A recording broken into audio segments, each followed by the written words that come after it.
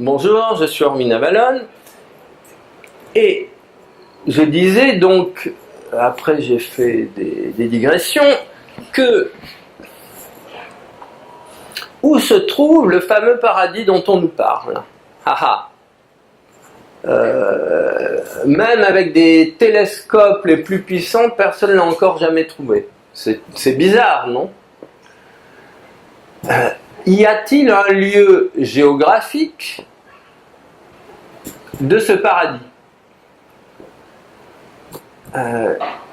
Et si oui, où se trouve-t-il? Donc, on ne trouve pratiquement ça dans aucune religion parce qu'elles ont perdu en route, un peu comme le petit poucet qui essaimait les miettes de pain sur son chemin. Les informations disséminées sur le chemin, au fur et à mesure que les représentants des différentes religions ont privilégié la politique sur la pratique des techniques proposées par leur propre tradition, eh bien, elles ont fini par transformer en mystère tout ce qu'elles ne comprenaient plus. Bon. Alors, on trouve quand même certaines idées d'après laquelle notre tube pranique, qui nous relie au soleil, au-delà du soleil, au grand soleil invisible et à toutes les forces de la création,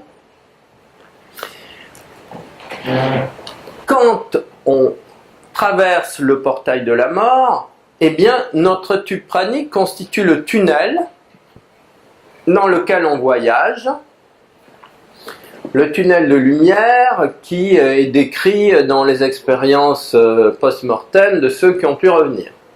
C'est notre tube pranique. Et donc certains y trouvent la lumière éblouissante du prana, et d'autres vont y trouver les monstres, les projections de leur propre système qu'ils ont développé pendant qu'ils vivaient sur la planète Terre. Et puis, eh bien, les âmes voyagent. Pourquoi? Parce que tant qu'on n'a pas trouvé son propre centre et donc qu'on est sorti du grand tourbillon de l'espace et du temps, eh bien, on est condamné, on est emprisonné dans l'espace. Et donc dans le temps. Et ce qui veut dire que cet emprisonnement se traduit par des cycles, des rotations, des voyages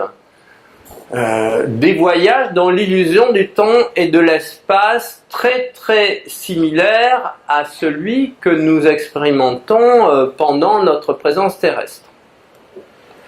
À partir de là, on va dire qu'il y a des étapes. Et la première étape, c'est la Lune. Les êtres humains, il y a des étapes de purification, les 3 jours, après avoir laissé le corps, ainsi de suite.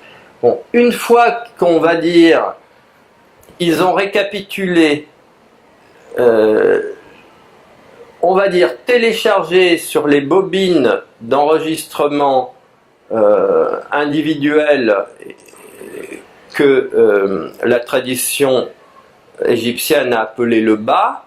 Donc si vous voulez, Merkaba, vous avez le Ba qui est une particule de la psyché qui est détachée avec le corps physique, et au moment de la mort, le Ba se réunit au Ka qui est la psyché humaine. Et dans l'assertion égyptienne, le Ka, c'est le gardien de toute notre mémoire. Et donc, le Ka télécharge les mémoires physiques, émotionnelles et puis mentales de l'expérience. Et une fois qu'il y a eu téléchargement des expériences de la vie humaine du bas vers le Ka, on va dire que le bas a fini sa mission. Donc, il retourne intégralement, il se refond dans le Ka. Et alors, là commence l'expérience on va dire, on a les enregistrements, qu'est-ce qu'on en fait? Quel usage va-t-on en faire? Quelle leçon va-t-on en retirer? Et là, justement, tout le travail consiste à se libérer de toutes les mémoires de souffrance, de peur, de rancune, de colère, de haine, de tristesse, de dépression, de culpabilité, de maladie que l'individu a accumulées sur la Terre. Pourquoi est-ce que nous faisons ce travail de purification? C'est pour ne pas avoir à le faire une fois que nous sommes morts. Nous le faisons quand nous sommes vivants. Et cela change complètement toutes les données de la vie post-mortem. Parce que si vous n'avez pas fait ce travail, progressivement, au fur et à mesure que vous vous allégez, vous pouvez voler. Pour voler, il faut être léger. Et il faut avoir la propulsion en même temps. La propulsion, c'est la lumière. C'est ça qui vient nourrir le moteur. Et la lumière, c'est le prana. Il faut avoir la légèreté. Si on n'a pas les deux conditions, eh bien on est cloué au sol. C'est pour cela que beaucoup de gens vont rester cloués au sol, même après leur mort. Ils seront tellement lourds et tellement chargés de toutes ces mémoires de haine et de tout ce que vous voulez, que le temps qui vont leur être nécessaires pour décoller va être beaucoup plus long. Et l'objectif de ce voyage, c'est la Lune. La Lune, d'après les traditions notamment égyptiennes, c'est le lieu de purification. Donc les âmes arrivent dans la Lune et là elles finissent tout le nettoyage de leur mémoire. Parce que le nettoyage des mémoires de pesanteur de la vie terrestre permet enfin de rouvrir son tube pranique à l'information divine. Et à partir de là, lorsque l'âme a terminé ce travail, eh bien, elle reprend le chemin en sens inverse, elle redescend, et vous noterez que à l'état fœtal, l'enfant est sphérique dans le ventre de la mère. Donc nous prénaissons sphériques. C'est tout à fait extraordinaire. Ça veut dire que avant l'incarnation, nous sommes sphériques. Eh bien, nous avons cette mémoire sphérique à l'intérieur de nous, qui est la mémoire de notre relation à l'univers, au tout, au divin, qu'il s'agit de récupérer. Et quand nous l'aurons récupéré de notre vivant, nous n'aurons plus à continuer éternellement ce parcours-là. Et les âmes qui n'ont pas effectué leur travail de nettoyage, que font-elles? Elles arrivent dans la partie de la Lune tournée vers la Terre, elles se nettoient de l'ombre accumulée et elles n'ont pas, si vous voulez, suffisamment de lumière pour sortir de l'ombre. Elles restent donc dans l'illusion que la vie terrestre est l'unique mode de fonctionner. Et elles reviennent sur la Terre en pensant qu'elles sont un corps physique. C'est tout à fait extraordinaire ce machin.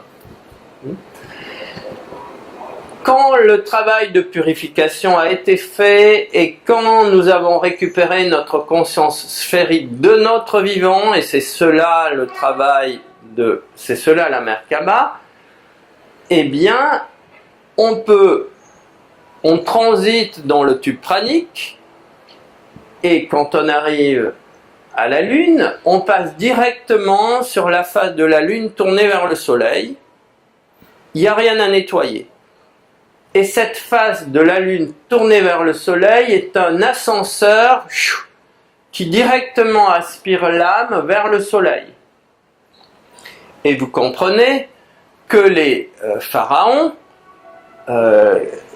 quand leur tombe était dessinée avec le livre des morts égyptiens et quand ils devaient voyager post-mortem, c'était toute cette préparation pour devenir les grands esprits solaires que nous sommes tous de toute éternité. Nous sommes tous des soleils. Le soleil habite en nous, mais tant que nous restons dans l'ombre, nous choisissons de privilégier l'ombre au soleil, et cette immense lumière qui nous habite ne peut pas rayonner dans son intégralité, et donc nous ne pouvons pas récupérer la puissance des mémoires de lumière qui englobent tout l'univers et qui nous permettent de nous relier à la puissance du tout en action dans sa propre création.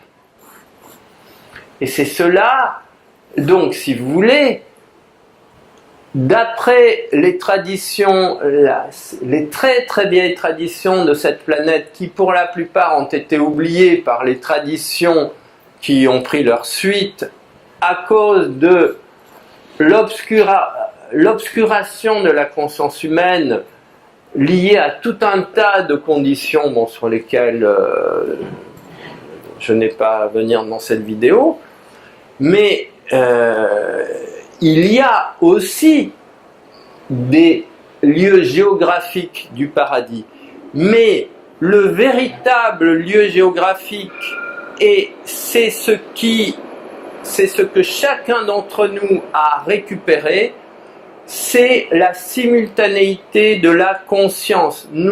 La partie de nous qui est une avec le tout occupe instantanément tous les espaces-temps de la création.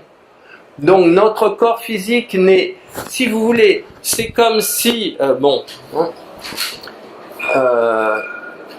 c'est comme si notre travail, c'était de récupérer l'intégralité des mémoires du tout dans sa propre création. Et cette intégralité des mémoires du tout dans sa propre création, elle se trouve dans le noyau de notre conscience. Et le noyau de notre propre conscience individuelle à chacun d'entre nous s'éveille à partir du moment où nous avons réveillé le noyau des 15 à 17 milliards de cellules qui composent notre corps physique. C'est-à-dire que le noyau de notre conscience, c'est la somme de la conscience de tous les noyaux, de toutes les cellules de notre corps. Et c'est absolument indescriptible de pouvoir progressivement, parce que c'est quand même un mécanisme progressif, récupérer cette fabuleuse multiplicité de la conscience. Nous sommes partout à la fois en même temps. Et vous comprenez que le paradis, ça ne peut pas être un lieu donné dans un temps donné, puisque c'est l'ensemble de tout ce qui existe dans l'univers en même temps. C'est ça le paradis. Voilà.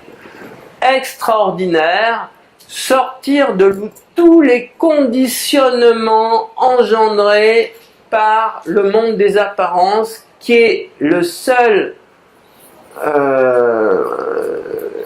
que notre cerveau ce monde des apparences, c'est l'unique chose que notre cerveau peut capter, et c'est cela qu'il s'agit impérativement de dépasser.